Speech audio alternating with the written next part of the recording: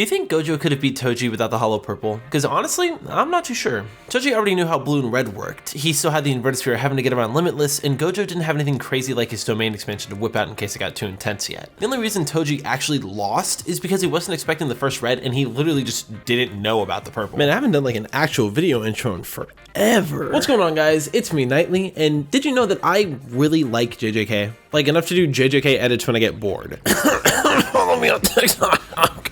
Something in my throat. Luckily though, along with my unhealthy obsession came an incredible sense of clarity. I think. I was rewatching Toji's section in Shibuya and I kept thinking, just thinking, about Toji, about Megumi, about Ammonite, everything really. But thinking is really boring, so let's talk about it. First things first, was Toji stronger in Shibuya than he was in Hidden Inventory? I'm gonna say it now, not doing feats, Nope. not doing scaling.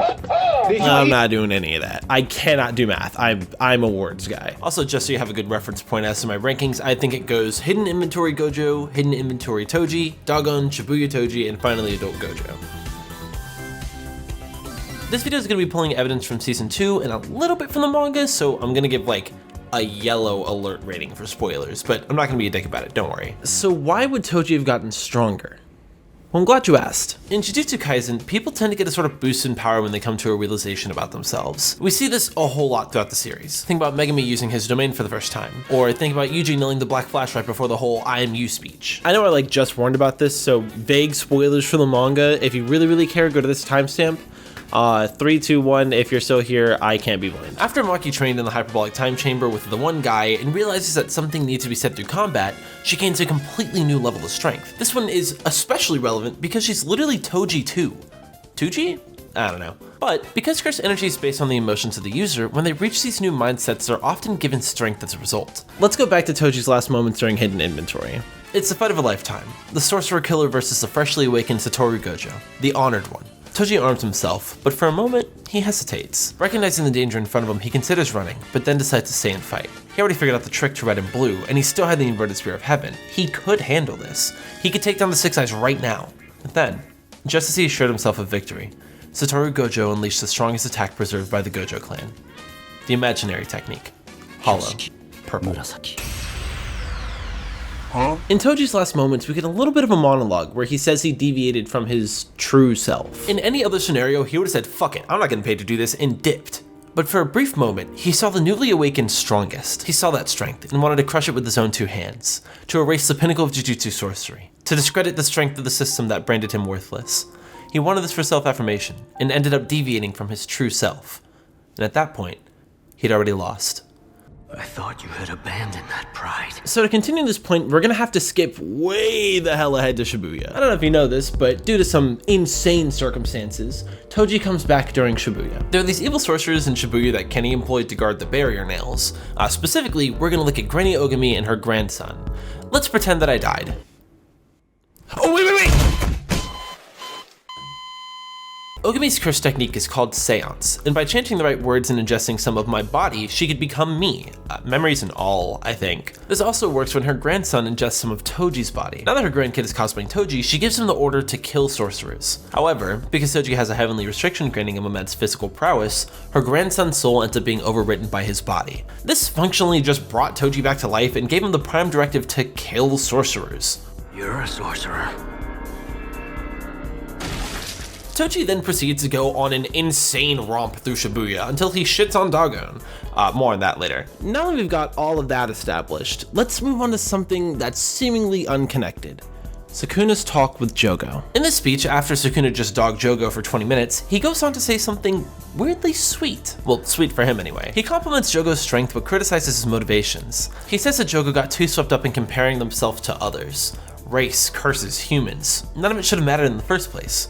Jogo is the fire disaster curse, so why wasn't he acting like it? In Sukuna's eyes, he's weak because he wanted to become human instead of being the curse he is. He should have just burned everything to cinders until he reached Satoru Gojo. And then there's Toji. We see him fall into that same pit as Jogo, needlessly comparing himself to others, assuming his strength is enough as it is, ignoring what they were at their core. And then he loses to Gojo. Standing there, like a fucked up donut, he realizes that he was still being held back by that worthless, petty pride. In Shibuya, we see him get a second chance, albeit through some strange circumstances, to remain true to himself. If Jogo, this fire curse, was supposed to burn everything down, I think it's pretty safe to assume that Toji, the sorcerer killer, is supposed to kill sorcerers. So is Toji stronger now because he's left his petty pride behind him and is solely existing to kill sorcerers? I don't know, but I think so.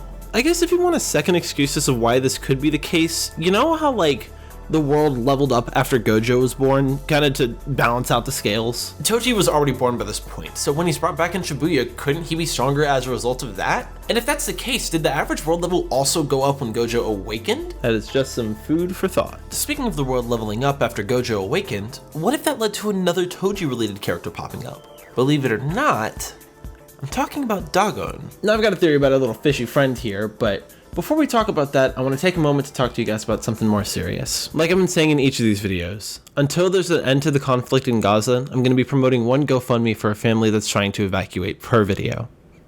This is Howdy and his family. Like so many others, they're trapped in Gaza with nowhere to go. They had complications with their last GoFundMe, so now they're trying again to raise funds to evacuate. They're aiming to raise $50,000 so they can get everyone out together, and they're already so close. If you can donate, please. I'm urging you to. $1. Just $1 can make a difference. And if all of us give a little, we can save lives. Thank you. And remember, from the river to the sea, Palestine will be free. Let's get back to your regularly scheduled programming. Full disclosure, this is a theory, but I thought it was really cool and worth bringing up here. What if Dagon is Amanai reincarnated? Before I trick you guys into thinking I'm way smarter than I am, I didn't come up with this. I'm just sharing the word. Original credit for this theory goes to Reddit user DuckandQuack2, and like they put in the flare, this is 120% copium. Evidence number 1, Dagon's design. When he's still a cursed womb and not 300 pounds of pure muscle and I guess crab shell, Dagon is wearing a little hat thingy. What exactly is this? The closest thing Duck and Quack could find was a nun's habit. Habit? Or headpiece thingy? A nun's hat. This seems a little innocuous at first, however, if you'll recall, Amanai went to a missionary school. Additionally, in the Juju Stroll, we see Dagon wearing a schoolgirl uniform that's fairly reminiscent of Amanai's. I don't know, man, it's a little weird. Evidence number 2, Amanai's death. Oops, crazy shot there, Toji, but did you ever think it might be important that he used a gun? They explain it in the scene by saying that Toji needed to use something other than a cursed tool so that he could still sneak up on Geto and Amanai. However, there's a really fun, side effect of this. If someone with enough cursed energy is killed without cursed energy or a cursed technique being involved, they have a chance to reincarnate. We see this explicitly with the manga, don't worry, I won't say with who, but this opens up the possibility of it happening in other spots throughout the series. Okay, that one was a little mean. Amanai is the star plasma vessel, making her a cursed technique holder at the very least, but I'd assume that comes with a relatively high amount of cursed energy. The only other star plasma vessel we see is Yuki, and she's literally a special grade sorcerer. So Riko gets shot. That's the last one. So Amanai gets shot by a regular ass gun and reincarnates as Dagon. Also, if the world leveled again when Gojo awakened, like I said earlier, it would make sense for the freshly dead star plasma vessel to reincarnate as a powerful curse. Like Dagon. I'm just saying. Evidence number 3, the domain expansion. Horizon of the Captivating Skanda is a really cool domain. I mean, honestly, it's probably my favorite, but it's fucking weird. Why is it so serene? You know how Dagon's the curse born out of fear of water-based disasters? You'd imagine that the domain for this would be a lot more hectic, but it's just the beach. For a point of comparison, look at Jogo's domain. This makes much more sense. But what if this domain is based on Amanai's memories in Okinawa? This was the last time she was going to be able to enjoy life and be with people that she cared about. If these were her last big significant memories, it would make sense to see that manifest in Dagon's domain somewhere. And plus, the Shikigami could be a reference to the aquarium trip and all the other fish imagery we get with her in general. Who really knows? I think that this theory is really cool, and I've definitely adopted it into my own headcanon, but unfortunately, this is kind of where I get stuck. I really like Dagon being Amanai reincarnated, but if that's the case, what does that really do for her or Toji's character? You know, other than giving him a 2-0 record against a high schooler. Damn, dude, something. I've been racking my brain to try and get what difference Dagon being Amanai makes, because if it's true, there's gotta be something there that I'm just not putting together. Or maybe there isn't, I don't know. But hey, That's just a theory. A film theory! I fucking love film theory. Zooming out from the Amidai Dagon connection so I can glaze a little here, I really like how Bae and Toji are used in Shibuya. I like this whole thing enough to say it's probably my favorite part of Shibuya. No, I definitely like the stuff with Mahoraga more, but I like them for the same reasons, almost. Granny Ogami releasing Toji like a wandering raid boss in Shibuya is crazy, because we see him for a moment and then we know he's just out there somewhere, and that adds a great amount of tension. This is only helped by the fact that we saw him take out someone like Gojo before he died. We know how strong he has the potential to be. So after he starts wandering about, we watch Nanami and the others get dragged into Dagon's domain and start getting shitted on, only to be rescued by Megumi. Dagon is proving to be a much more formidable opponent than they were prepared for. I mean, come on, he has a crazy ash domain and he literally gets called a damage sponge by Nanami. Then Megumi opens a hole in the domain and a set of hands come through.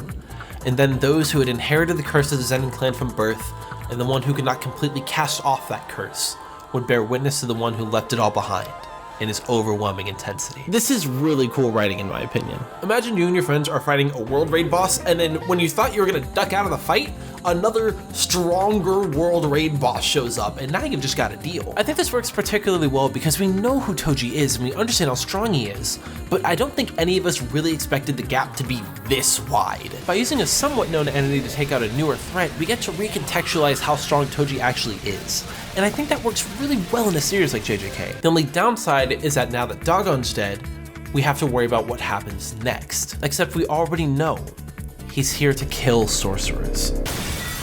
The narrator fills us in on some of the particulars as to how Toji's walking around past Granny Ogami's death, but the most important line is this one. Toji was fighting solely on instinct, a puppet of carnage, bearing his fangs at the strongest. So who did he choose? Of course he chose Megumi. Wait a minute, where did Joe go? Wait, no, whoa. Jogo turning that corner right after all of this makes it so much more complicated. Because let's be honest, Shibuya Megumi is not beating Jogo and surviving Mahoraga, because that's like the only way he gets close. In my reading, I kept coming back to one question. Did Toji actually autopilot to Megumi, or did he choose to fight him? It's a little strange, because at the end of Toji's section, we see that he recognizes Megumi at the very least. The obvious part of this is a conversation they have in the flashbacks we see right before Toji dies, but there's also something much more subtle. And it's his eyes. So when Toji gets revived, he comes back with black eyes, except for 2 scenes. This is 3. 2 scenes. Right before he kills Granny Ogami, we see him in control and talking to her, and his eyes are white. Sometime in between her death and when he joins the fight against Dagon, his eyes go black, and they don't go back to normal until he asks Megumi his name. Kinda weird. I might be pulling this out of my ass, but I think it's pretty safe to assume that when his eyes are black, he's still kind of operating under that automatic targeting, like that prime directive of kill sorcerers. Yep, his eyes are black. But still, I feel like there's more to it than that. Let me ask you, what do you think the narrator means by the strongest? Jogo is literally a special grade cursed spirit, and unless Toji's an idiot and just didn't know he was there, that means there has to be something about Megumi that Toji recognized as stronger than Jogo. It could be based on their potential, but I don't think that's the case. Maki's also right there, and while I can't say for sure that she has higher potential than Megumi, I can't really say for sure that she doesn't. This would be a really strange way to get a soft confirmation for something like this, and I don't think that's Gege's style. Even then, if that's the case, why did Toji kill Dagon first? Wouldn't he just shoot for Megumi from the get-go? I mean, it's possible that he remembered Mahoraga and that's why Megumi scanned as the strongest, but that's really lame. Plus, Toji died before Megumi ever awakened his curse technique, so I'm not sure he would even know that Megumi had access to Mahoraga anyway. Instead, I think it might be a bit of both. He autopilots towards the domain and ends up killing Dagon. After Dagon died, Megumi was not only the sorcerer in the best physical condition, but he might have already begun jogging something in Toji's memory or soul or whatever. Guys, crazy point to say this in the video. There's a cat outside of my window in my new apartment. Went under the fence. He went under the fence. Fuck! This might not be as obvious in the anime because the fight goes on for much longer, but in the manga, it's really only a couple of pages, so it's much quicker. I think Toji might have recognized the technique, and partly following his directive to fight the strongest person nearby, chose to fight Megumi. Or, I don't know, maybe Jogo literally spawned in after they left. I didn't write this shit, so what do I care? But yeah, those are some of the random thoughts I had while perpetually rereading / rewatching Jujutsu Kaisen. But enough about me. I want to hear about you. Is Toji stronger in Shibuya? Is Amanai Dagon? Did Toji recognize Megumi? Let me know what you think in the comments below, because I could and will talk about this for hours with you guys. And while you're down there, you should definitely subscribe to the channel and like the video, because, you know, I mean, it'd make me happy. With that all being said, I'm Knightley. You've been absolutely incredible. I'll see you relatively soon. Peace. So we moved in and it's been really nice, but the most notable thing is on the first day there was a wasp nest on the patio that I had to deal with, and now there's a cat that meows outside of our window, and if I can catch that cat, I will show him to you guys. I will steal that cat from the street if I can, but he keeps running away from me for now.